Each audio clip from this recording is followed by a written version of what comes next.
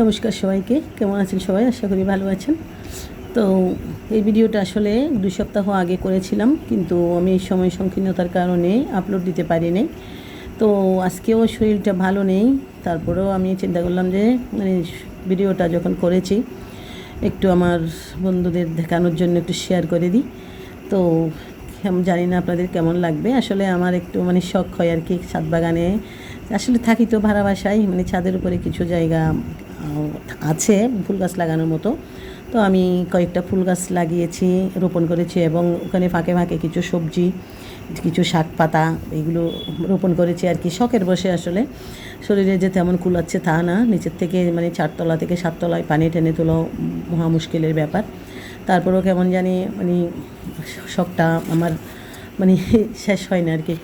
তো দেখতেই পাচ্ছেন আমি কয়েকটা পুঁই শাকের বিচি, তাও এটা আমার গত বছরের গাছের মধ্যে পেকেছিল, ওগুলো আমি রোপণ করে দিয়েছিলাম। ওগুলো আমি ব্যালকনিতে রেখেছিলাম। তো এখন বৃষ্টি যেহেতু পড়তেছে, উপরে তুলে দিয়েছি, দেখতেছি যে একটু পাতা মেলেছে। নারিশ পাতা নারিশ শাক গত বছর রোপণ করেছি, যে এত নারিশ শাক হয়েছিল, যে দেখেছে সেই ভুলে নেই।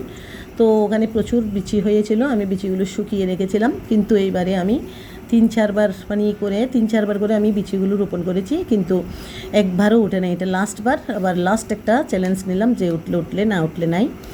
তো আমি লাস্টবারের মতন বিচিগুলো রোপণ করেছি।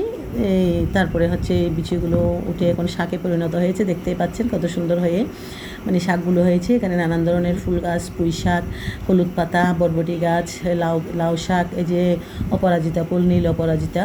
তারপরে এখানে হলুদ একটা মধু ফুল বলি ওটাকে আমরা, এটা আসলে আসল নামটা কি আমি জানি না। এটা ছোট্ট একটা চারা আমাদের বাড়ির থেকে এনেছিলাম, আমি রোপণ করেছি, উঠেছে, দেখতেছি ফুলও দিচ্ছে আমাকে।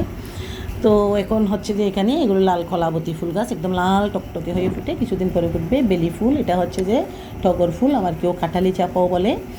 তো বন্ধুরা দেখতেই পাচ্ছেন, এগুলো আসলে এই সিজনে ফুটে না, ওই খাসি গাঁজা ফুলগুলা, লাল যে দুটো ফুল দেখেছি লাস্টের দিকে একটা চারা রোপণ করেছিলাম। এই যে এখানে এগুলো এক ধরনের পাণ্ডব জবা, রক্ত জবার মতো, আবার বেশি রক্ত লাল নয়, মেজেন্টা কালার টাইপসের। তো এখানে আনারস গাছ দেখতেছেন, একটা আনারসও হয়েছিল, কিন্তু একটু হলুদ হয়ে ওঠার আগেই আনারসটা কে জানি ভেঙে নিয়ে গেছে। যাক, কী করব, আমি তো সারাক্ষণ উপরে উঠে বসে থাকতে পারি না। এটা একটা চাল কুমড়ার চারা রোপণ করেছিলাম। এই বিচিগুলো কয়েকটা বিচি আমার বোন, মেজো বোন দিয়েছিল।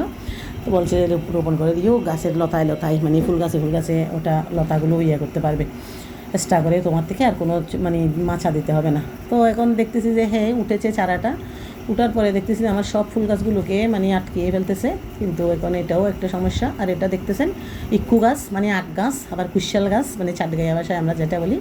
এটা কুশালের আগা, বাজার থেকে কিনে আনছিলাম, তো ইক্কুটা ওখানে আমি রোপণ করে দিলাম। এটা যে ছোটো ওই মাটি কী বলে, এই কী কচু, ওগুলো ওই কচুর মুখী বলে না, আমরা কচুর সারা বলি আর কি, গুঁড়া কচু বলি। এগুলোও কয়েকটা এনে রোপণ করে দিয়েছিলাম, উঠেছে। এখন এগুলো এক ধরনের জবা, ছোটো জবা পাসপোর্টের।